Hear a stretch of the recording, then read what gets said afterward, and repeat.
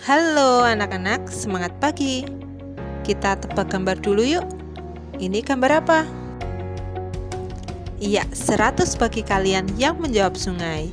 Ini adalah salah satu sungai yang ada di daerah Bekasi. Sepanjang 250 meter, penuh dengan sampah. Semestinya sungai itu tidak seperti itu kan? Airnya mengalir jernih, bersih, ya. Tapi coba lihat sungai di sekitar kita. Seperti ini kan? Dari mana ya sampah-sampah itu berasal? Lalu adakah dampak yang kurang baik bagi lingkungan? Nah, pertanyaan-pertanyaan itu bisa kalian jawab setelah menyimak video ini, yaitu tentang pencemaran lingkungan, khususnya pencemaran air.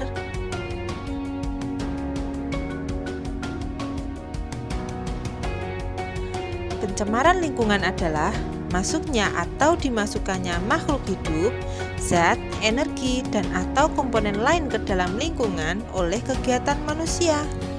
Pencemaran lingkungan terjadi akibat dari kumpulan kegiatan manusia dan bukan dari kegiatan perorangan. Selain itu, pencemaran dapat diakibatkan oleh faktor alam, contohnya gunung meletus yang menimbulkan abu vulkanik. Zat yang dapat mencemari lingkungan dan dapat mengganggu kelangsungan hidup makhluk hidup disebut polutan.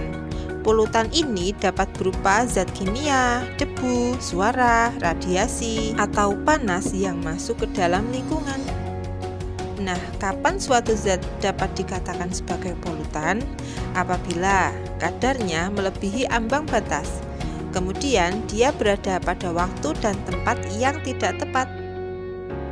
Macam-macam pencemaran lingkungan, ada pencemaran air, pencemaran udara, dan pencemaran tanah. Nah, sekarang kita fokus ke pencemaran air ya. Pencemaran air adalah masuknya makhluk hidup, zat, energi, atau komponen lain ke dalam air sehingga kualitas air turun sampai ke tingkat tertentu yang menyebabkan air tidak berfungsi sesuai dengan peruntukannya. Pernah ya menjumpai air yang warnanya tidak jernih ya, coklat, berbau, kemudian ada rasanya. Iya, rasanya tidak enak ya, bukan seperti le mineral manis gitu, bukan. Nah, itu adalah tanda air sudah tercemar. Apa saja yang menyebabkan pencemaran air? Yang pertama adalah limbah industri. Limbah industri ini ada yang berupa limbah organik dan limbah anorganik. Limbah-limbah ini apabila dialirkan ke sungai, maka akan menyebabkan sungai menjadi tercemar, bahkan bisa mematikan organisme dalam sungai tersebut. Yang kedua adalah limbah dari rumah tangga. Limbah ini ada yang berupa limbah organik seperti kulit buah, sayuran, sisa makanan. Kemudian limbah anorganik berupa besi, aluminium, dan lain sebagainya. Pertanian juga dapat mencemari air, terutama akibat dari penggunaan pupuk dan bahan kimia pertanian seperti insektisida dan herbisida. Lalu, apa saja ya dampak pencemaran air tersebut? Yang pertama adalah penurunan kualitas lingkungan. Pembuangan bahan tercemar ke dalam perairan dapat menyebabkan pencemaran. Misalnya, pembuangan limbah organik dapat meningkatkan mikroorganisme atau kesuburan tanaman air seperti ganggang. Nah, bisa dilihat di gambar tersebut ya. Jadi, ganggang itu tumbuh subur di atas permukaan air. Inilah yang dinamakan blooming alga. Ganggang tersebut menghambat masuknya cahaya matahari sehingga fotosintesis oleh fitoplankton menjadi terganggu. Akibatnya, kadar oksigen yang terlarut di dalam air menurun sehingga merugikan makhluk hidup yang ada di dalamnya. Air yang tercemar sampah merupakan tempat berkembangnya bakteri penyebar penyakit.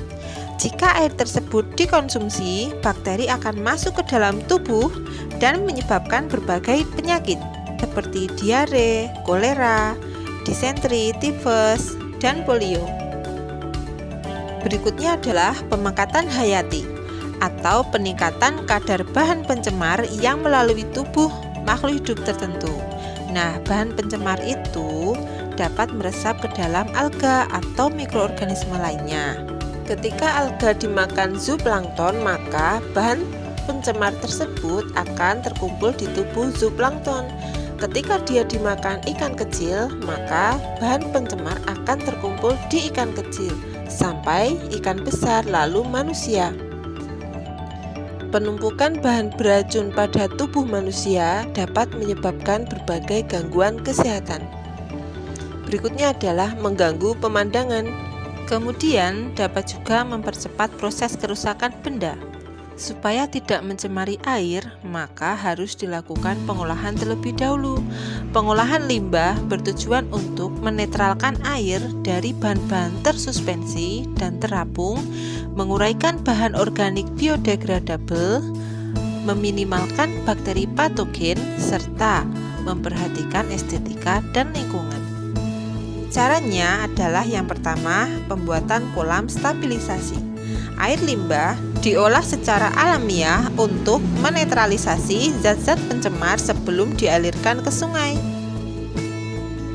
Kedua, dengan cara instalasi pengolahan air limbah. Ada 3 tahapan, yaitu pengolahan pertama, kedua, dan pengolahan lanjutan. Yang ketiga, pengelolaan ekskreta. Pengelolaannya dengan menampung dan mengolahnya pada septic tank, dialirkan ke tempat pengelolaan atau dilakukan secara kolektif. Kita juga dapat meminimalisasi limbah dengan cara 4R, yaitu recycle, reuse, reduce, dan repair. Contohnya seperti ini, recycle atau mendaur ulang. Kita mendaur ulang plastik-plastik bekas menjadi sebuah tas. Kemudian reuse atau menggunakan kembali. Kita menggunakan kembali kaleng bekas minuman menjadi tempat pensil. Berikutnya adalah reduce atau mengurangi.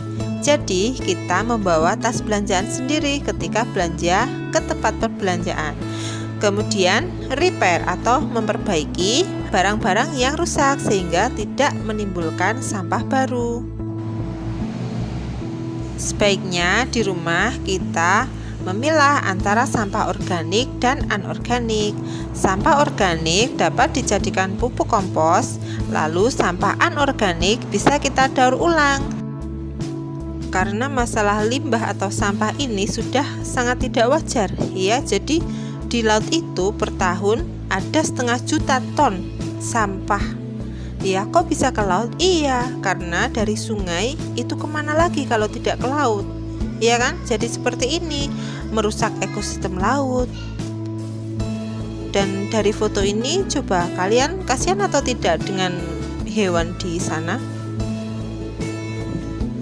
Baik, sampai di sini dulu pembahasan kita.